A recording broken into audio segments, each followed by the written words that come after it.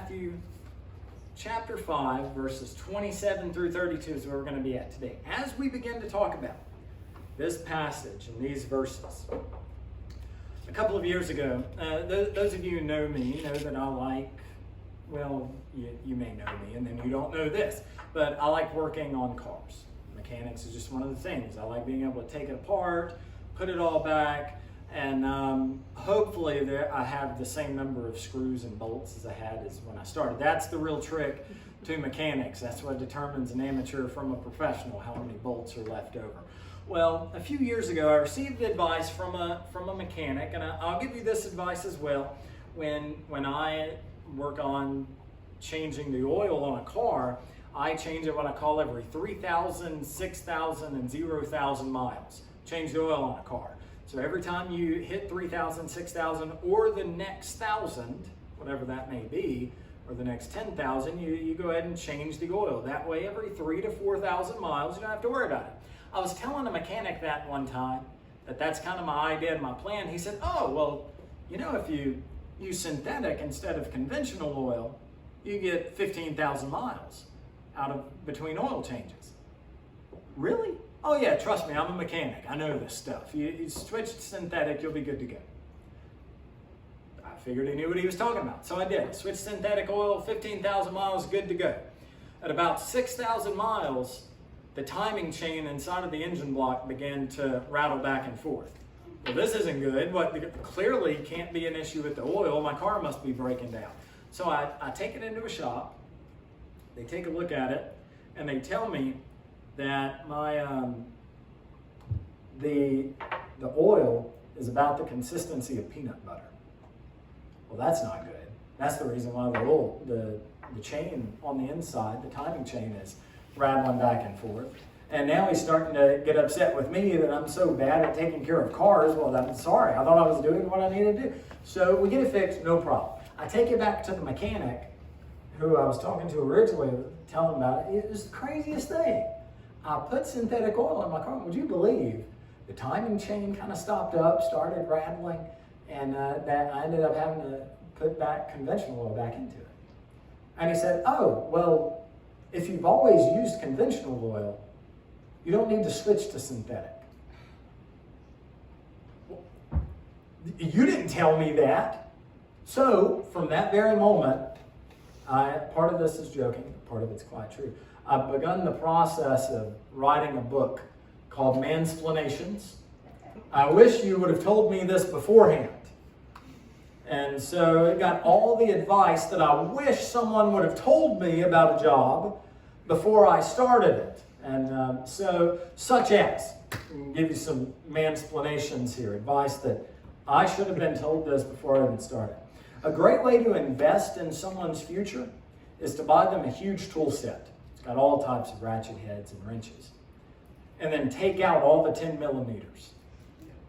Because this teaches them that in life, they've got to learn responsibility. They're never going to find their 10 millimeter ratchet heads.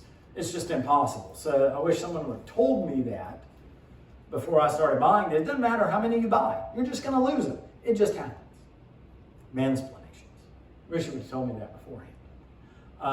Also, one thing that's really neat, if you have a shirt and the outside begins to fold up on itself, which happens to pretty much all button-up shirts, you can use a hair straightener to be able to straighten them out. You don't have to, it heats up much faster than an iron, and it's really easy. You just turn it off. If you don't have a hair straightener, buy one for your wife.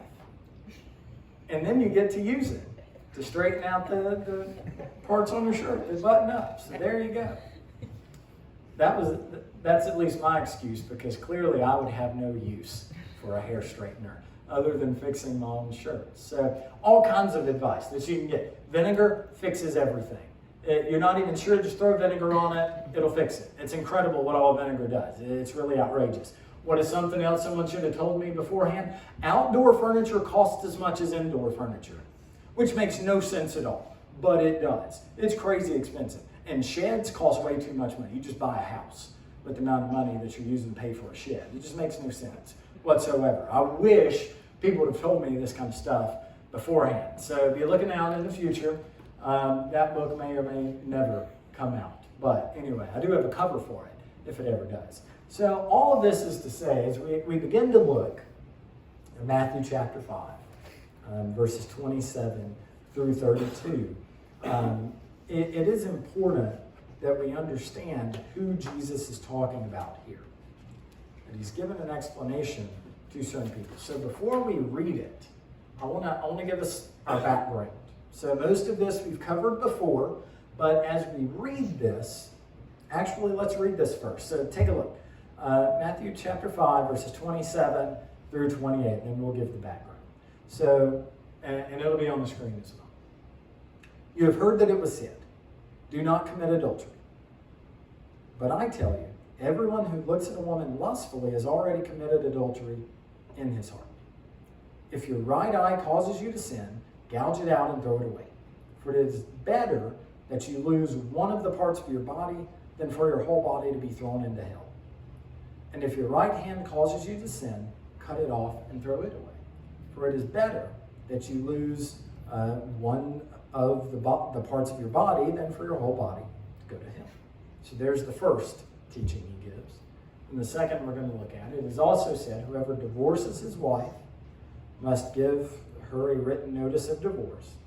But I tell you, everyone who divorces his wife, except in a case of sexual immorality, causes her to commit adultery. And whoever marries a divorced woman commits adultery. And so as we begin to look at this and begin to break this down, because we've heard these verses many times before, and so I don't want to just simply talk about the same things that we've heard, and nothing I'm going to say is going to change the nature of the message, but I do want to give background to what Jesus is saying here. So if most of this we've talked about before, number one, Jesus was talking to his disciples. We need to understand that. When he begins the Sermon on the Mount, it says in chapter 5, verse 1, there were many crowds coming to Jesus, and so he decided to go away with his disciples by himself. So he takes his disciples, gets away from this huge crowd that was beginning to form. He goes to the other side of the mountain. It's really just kind of a large hill area. And so he is teaching them alone. We believe that by the end of the sermon, so by chapter 7, there's more people that have gathered, but we're still at the very beginning of this message. So he is talking, he is giving directions to his disciples. And in this instance, we're talking about adultery and divorce.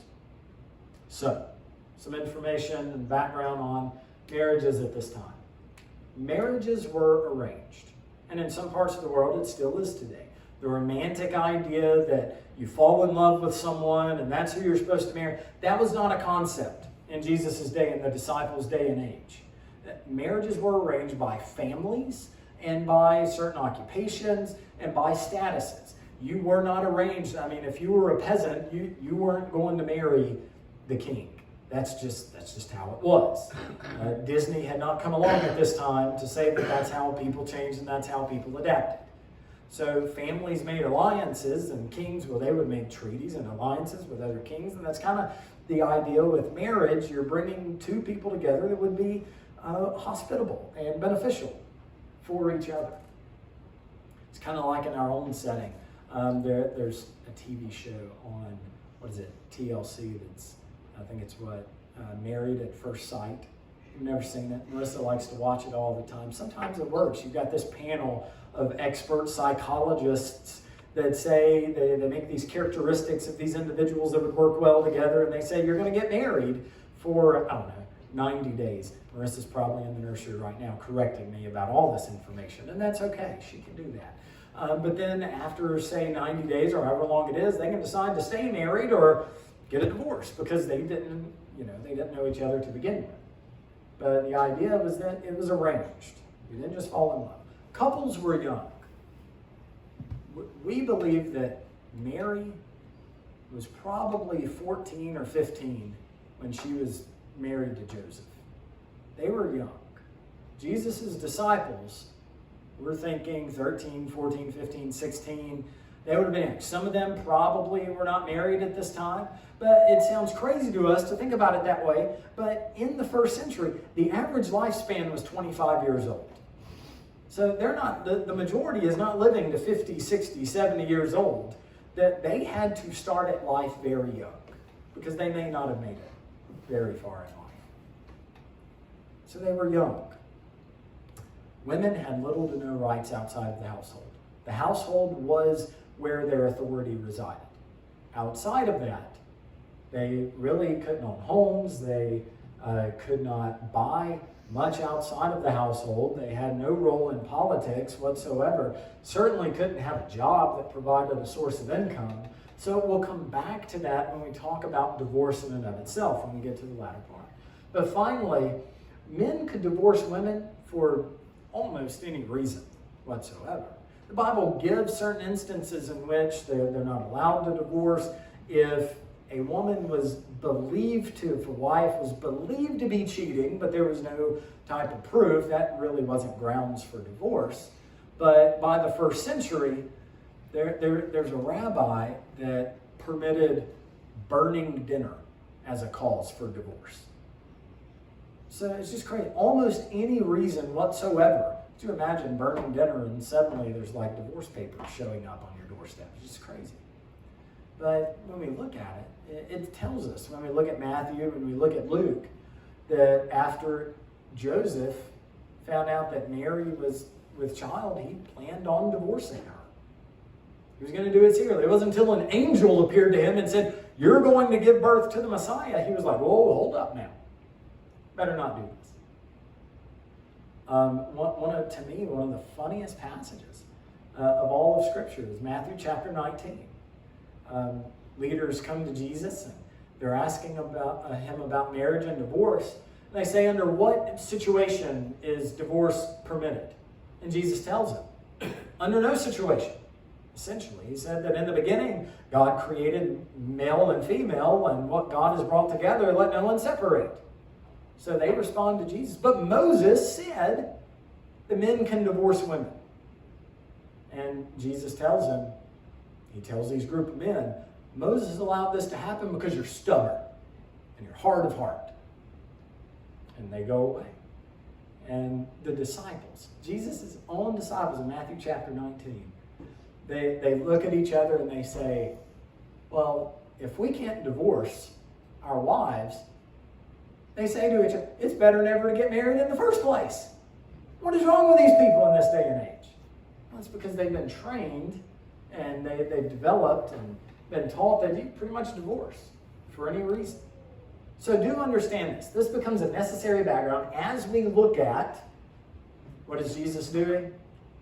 He's giving a mansplanation to these disciples. He didn't tell them this beforehand. They should have known this beforehand. That's right. I just want to see y'all laugh again because y'all are loving it. So this is the background. Jesus is talking, when we read this, yes, this is information we're going to see that applies to everyone when it comes to marriage. But we do need to understand that when Jesus is giving these directions on marriage and divorce and adultery, he's talking to a group of 14, 15, 16-year-old boys. It changes the way that we understand how this needs to be taken. And he's giving it in a setting in which marriages were arranged, couples were put together at a young age, women had no rights outside of the household, and men could divorce women for almost any reason. Women did not have that same right. So, now that we get this, let's see what Jesus has to say. We'll go back and read it. So you've heard that it was said, do not commit adultery. But I tell you, everyone who looks at a woman lustfully has already committed adultery with her in his heart. If your right eye causes you to sin, gouge it out and throw it away. For it is better for you to lose one of the parts of your body than your whole body to be thrown into hell. It was also said, whoever divorces his wife must give her a written, and if your right hand causes you to sin, cut it off and throw it away, for it's better for you to lose parts of your body than your whole body to go to hell. It was also said, whoever divorces his wife must give her a written notice of divorce. But I tell you, everyone who divorces his wife, except in a case of sexual immorality, causes her to commit adultery, and whoever marries a divorced woman commits adultery. So, there are 4 things I want to tell you about this passage that apply to all of us. Number 1, every action begins in the heart. This may sound familiar, and we won't talk about this much, because last week when we talked about the Sermon on the Mount, number one point was every action begins in the heart. I'm gonna go ahead and give you a spoiler alert. As we continue the Sermon on the Mount, point number one is going to be every action begins in the heart. Because that is what Jesus is saying. When we looked back and he talks about murder, murder begins in the heart. The anger that you feel, you've already committed this act within yourself. When you say that you're angry at someone, you've pretty much killed them. You've cut them off within your own life. And now he's going to say that adultery, the act, begins in the heart. Divorce begins in the heart. All that we do begins in the heart. And so this is where we pick up. Number one, every action begins in the heart. Number two, lust will deceive you. Do understand that. Because Jesus said in this passage, and as we look at it, don't commit adultery, but anyone who looks at a woman lustfully has already committed adultery with her in his heart. Because the truth is, when we look at individuals lustfully, guys, we're talking to guys. This is mansplainations for you. When we look at them lustfully, what we've done is we've objectified them. We have made them less. We have made them an object of our own desire, of our own sinfulness, and recognizing them as the image that bears the very image of God, the creation that bears the image of God. And it says that when we look at them that way, we've already created adultery within our own hearts.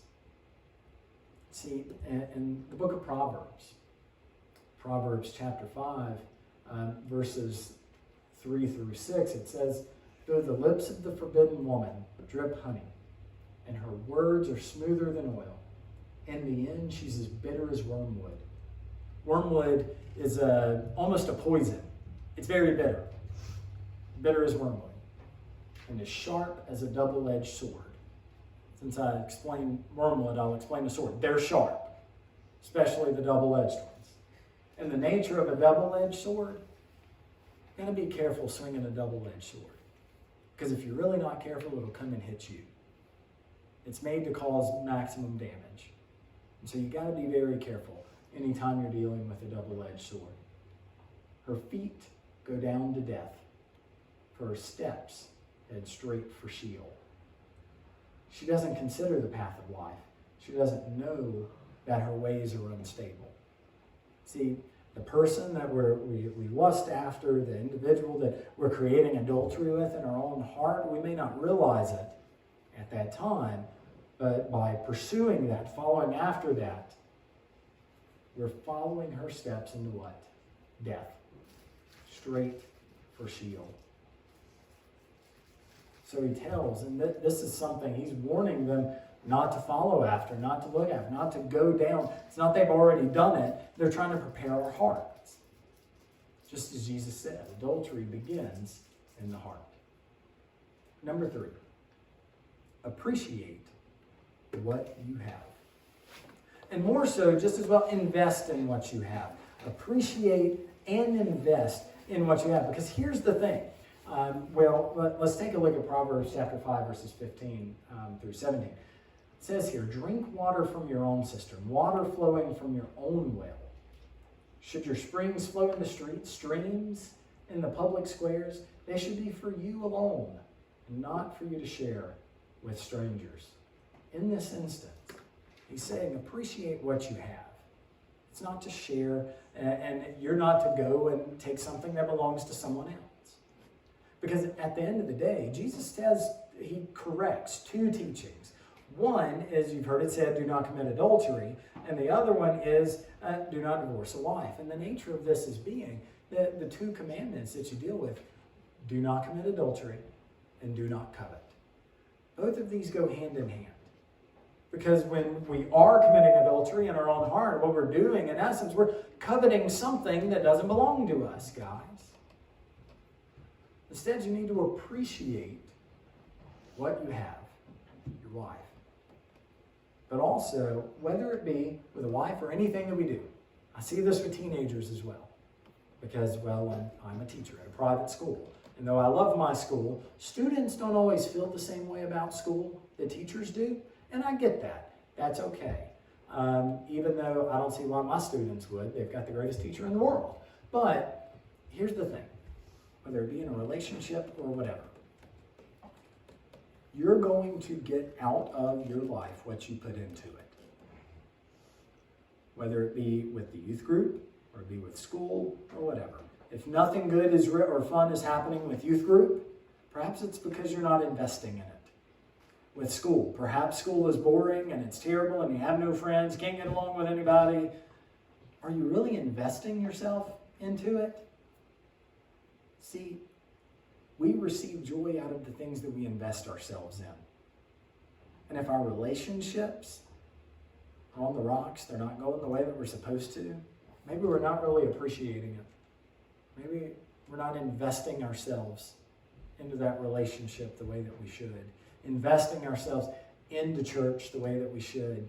If going to services isn't what we think.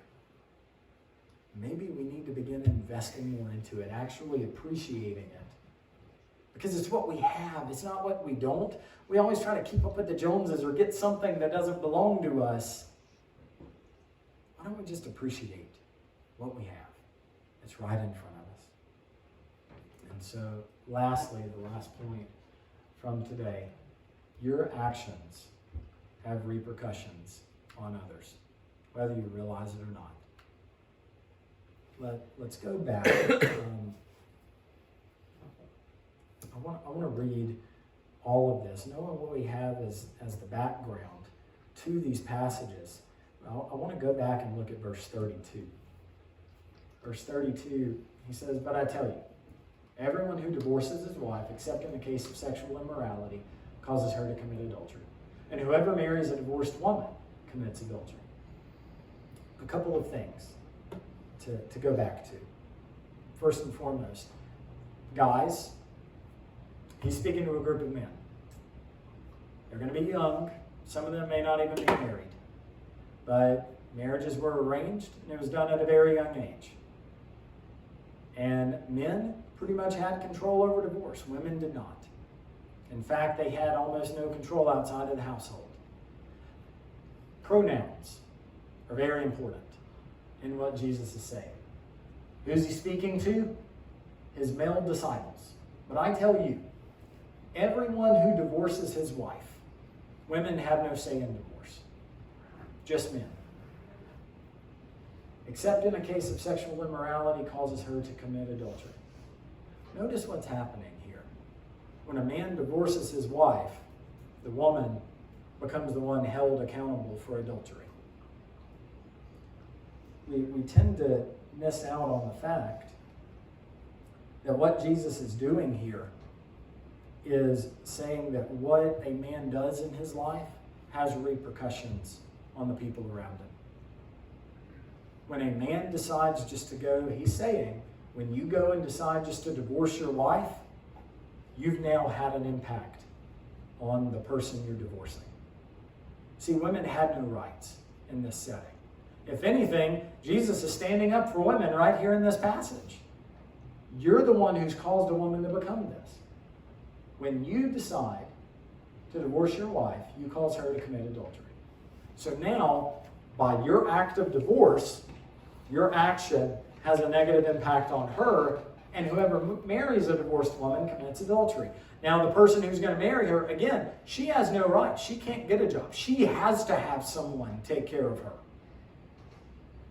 By divorcing her, the person she's going to end up marrying, he's now convicted of adultery as well. He now commits it. Because here's the thing. Every action begins in the heart. Lust will deceive you. You need to appreciate what you have. Because your actions have repercussions on others.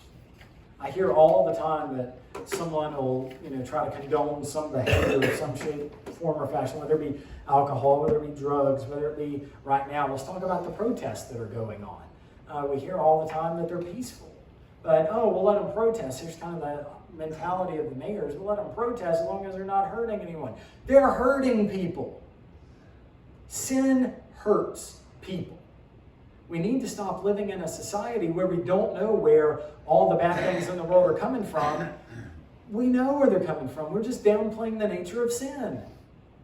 And guys, we need to be accountable for what we do and the repercussions they have on everyone else. Women, the repercussions of what you do and the effect they have on everyone else. When we decide to live in sin, we are affecting people negatively. And Jesus says, guys, when you decide to divorce, it's going to affect everyone around you. You think it's freeing yourself, but it's not. It's only created a trail of sin. Because the nature of sin is that it snowballs. It grows and it grows and it grows until everything is just completely devastated in its path. We need to appreciate what we have. And we need to recognize that our actions have repercussions. So, in conclusion, how do I finish this? How do we draw this message to a close? I'll draw your attention to Colossians. If you got your Bibles, we can look. I don't have it on the screen, but it's only 2 verses. So Colossians chapter 3, verses 1 and 2. How do we deal with this?